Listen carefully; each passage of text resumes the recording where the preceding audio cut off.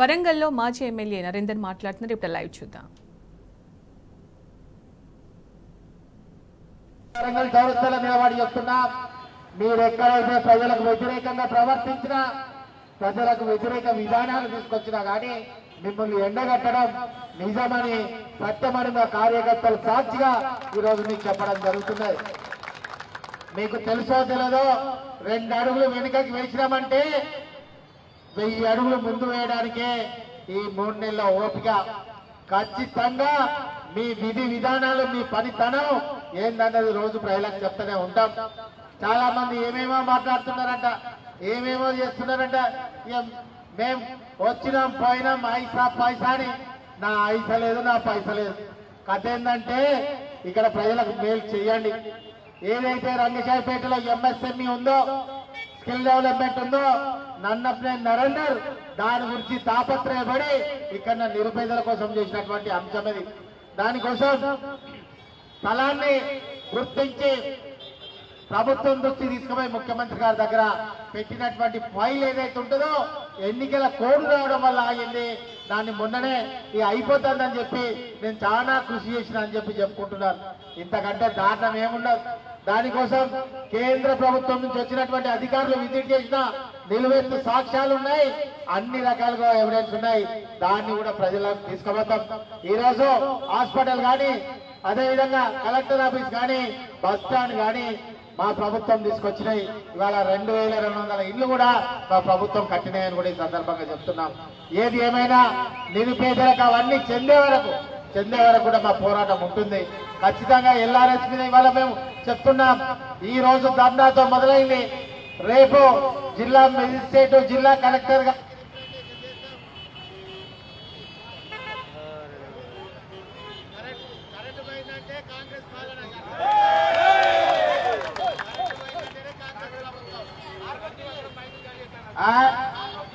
మల్లేసిల్లా. Okay, అయితే LRS విషయంలో రేపు డిస్ట్రిక్ట్ మెజిస్ట్రేట్, కలెక్టర్ గారికి రిప్రజెంటేషన్ చేస్తాం. ముఖ్య నాయకులందరూ కూడా కలిసి చేస్తాం. నిరంతరం ఎల్ఆర్ఎస్ ఆపేదాక వదిలిపెట్టే లేదు. ఈ యొక్క మాట చెప్తాను. మేము చూడండి జీవితంలో 29 ఏళ్ల రాజకీయ జీవితం నాది. నేను అనుభవించింది 8 సంవత్సరాలు మాత్రమే గవర్నమెంట్ లో ఉన్నాం. 21 సంవత్సరం ప్రతిపక్షంలో ఉండి కొట్లాడినాం. కొట్లాడడం ఎట్లా తెలుసు, ప్రజల పక్షాన నిలబడడం ఎట్లా తెలుసు. అతి తెలివి చూస్తే పొందబెట్టే ఎట్లా పెట్టాలో కూడా నాకు తెలుసు. అర్థమైందా? మా కార్యకర్తలకు చిన్నగా ఏదో కారణాలను అడ్డుపెట్టి ఏమైనా ప్రయత్నం చేస్తే మాత్రం మేము ఎట్లా అడ్డుపెట్టి ఎట్లా ఏం చేయాలనేది మాకు కూడా తెలుసు. తెలివి నీకే కాదు మాకు కూడా ఉన్నదని కూడా ఈ సందర్భంగా చెప్తున్నాం. ఇలా కార్యకర్తలకు మాట ఇస్తున్నాం. కార్యకర్తల కోసం ఎంత దూరమైనా పోతాం. ఇవాళ నాయకులు ఉంటారు, పోతారు, పోయేటోళ్ళు పోనీ. కానీ కార్యకర్తలు ఇక్కడ బలమైన కార్యకర్తలు, బీఆర్ఎస్ పార్టీ కార్యకర్తలు, పార్టీని నమ్ముకున్న వాళ్ళు ఉన్నారు. మీ అందరి కోసం ఇవాళ నా జీవితమే రాజకీయం కోసం త్యాగం చేసినటువంటి వాడిని. ఎన్ని కష్టాలు వచ్చినా కూడా ప్రజల కోసం నిలబడ్డ వాళ్ళమని కూడా ఈ సందర్భంగా చెప్తున్నాం. అదేవిధంగా ఈ రోజు కాంగ్రెస్ ఒప్పుకున్నటువంటి 6 పథకాలు కానీ, ఈ 420 ప్రకటనలు కానీ వారి యొక్క అమలు అయ్యేదానిగా వాళ్ళు ఎంబడబడ్డమే ఉంటది. రాబో పార్లమెంట్ ఎన్నికలలో మేము చెప్తున్నాం కదా, పార్లమెంట్ ఎన్నికలలో కథ ఏందో కూడా తెలుస్తుంది. నిన్న మేము చూసినాం. రాష్ట్ర ముఖ్యమంత్రి గారు బీజేపీ దేశ ప్రధాని గారిని అంటాడు, మేము అమారా బడాబాయి అని చెప్తున్నాడు. ఆయన బడాబాయి, ఈయన చోటాబాయి. మరి మీకు ఆయన మతతత్వ పార్టీ, ఈయనమో సెక్యులర్ అంటాడు. మరి ఈరోజు మైనార్టీలు కానీ, క్రిస్టియన్స్ కానీ మరి మీరందరూ కూడా ఆలోచించాలి. భవిష్యత్తులో మీ నీడ, మీ యొక్క చలువ మాపై ఉండాలని చెప్తున్నాడు. మరి భవిష్యత్తులో ఆయన చలువ ఉండాలంటే భవిష్యత్తులో కాంగ్రెస్ రాదనే కదా ఆయన యొక్క అర్థం. అందుకే చెప్తున్నాను, ఈ రోజు కాంగ్రెస్ బీజేపీ ఒకటి, టీఆర్ఎస్ పార్టీ మాత్రమే సెక్యులర్ పార్టీ. మైనార్టీ క్రిస్టియన్ పట్ల, మైనార్టీ ముస్లిం పట్ల, ఇవాళ హిందువుల పట్ల నిలబడ్డటువంటి ఏకైక పార్టీ టీఆర్ఎస్ పార్టీ అని కూడా ఈ రోజు ముస్లింలు మోసపోయే ఈ రోజు బాధపడుతున్నారు. నిన్న ఎంత ఘాటైన పదునైన మాట్లాడేటువంటి మాటలు రాష్ట్ర ముఖ్యమంత్రి గారు మాట్లాడారు. నమ్మీలు నిన్ను నట్టేట ముచ్చినావు. కాబట్టి ఇవాళ వరంగల్ ముస్లిం సోదరులకు కూడా చెప్తున్నాను, ఇవాళ వాళ్ళ యొక్క కడుపులున్న దాన్ని నిన్న బయటపడ్డారు. ఖచ్చితంగా మైనార్టీల యొక్క సంక్షేమం ముస్లింల యొక్క సంక్షేమం, క్రిస్టియన్ల యొక్క సంక్షేమం ఇవాళ బీఆర్ఎస్ పార్టీ మాత్రమే కాపాడగలుగుతుంది. ఎక్కడ కూడా బీఆర్ఎస్ పార్టీ పరిపాలనలో ఎక్కడ కూడా కించిత్ కూడా హామీ జరగలేదు. మీరు చూసిళ్ళు కర్ణాటకలో ఏదైతే బాంబులు పెడుతున్నారు హోటళ్లలో, అంటే కాంగ్రెస్ ప్రభుత్వం ఉన్న కాలంలో ఇటువంటి బాధ్యత లేనటువంటి పరిపాలనలు కొనసాగుతుంటాయి. కాబట్టి సోదరులారా, వీళ్ళందరూ కూడా క్యాడర్ లేని లీడర్లు అందరూ పోయిలు. క్యాడర్ అంతా ఎక్కడున్నది? క్యాడర్ అంతా ఎక్కడున్నది? ఇక్కడ ఉన్నది లోకల్.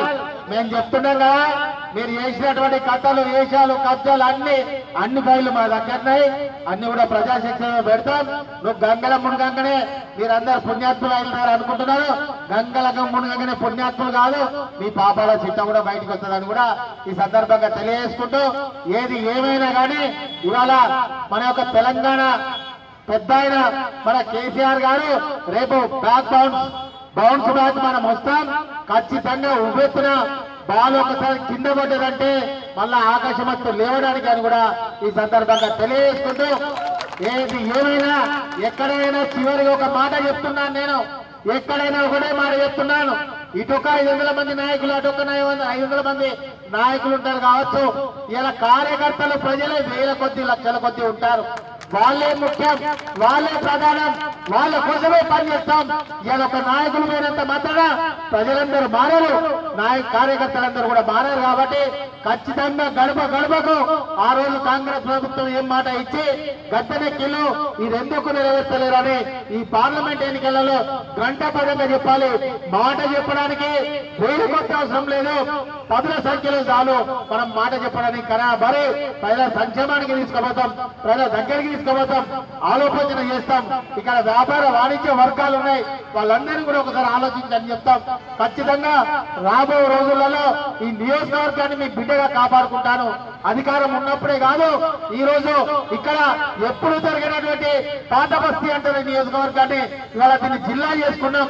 జిల్లా కలెక్టర్ ఆఫీస్ తీసుకొచ్చుకున్నాం, సూపర్ స్పెషాలిటీ హాస్పిటల్ తీసుకొచ్చుకున్నాం, బస్ స్టాండ్ తీసుకొచ్చుకున్నాం. నిలబడ్డ ఇదే స్థానం అర్థం లెక్క చేసుకున్నది ఈ రోజు బీఆర్ఎస్ ప్రభుత్వం అని కూడా చెప్తున్నాం. మరి అంతకుముందు కాంగ్రెస్ ప్రభుత్వమే కదా ఎక్కువ సార్లు పరిపాలించింది. అంతకుముందు ఇప్పుడు ఉన్న వాళ్ళే కదా అప్పుడు ఉన్నది. ఎక్కడ కూడా ఈ సమస్య పని జరగలేదు. ఇప్పటికి చెప్తున్నా, మళ్ళా 5 ఏళ్ళైనా కానీ ఇలా ఏ పాటి పని అవుతుందో నేను కూడా చూస్తా. ఇలా పని విధానం ఏందో మాకు తెలుసు, ఇలా పద్ధతి ఏందో మనకు తెలుసు. నువ్వు మీరు బెదిరిస్తే కాదు, మేము కళ్ళైనా తెరిస్తే ఎట్టుంటుందో కూడా చూపిస్తాం. అర్థమైందా?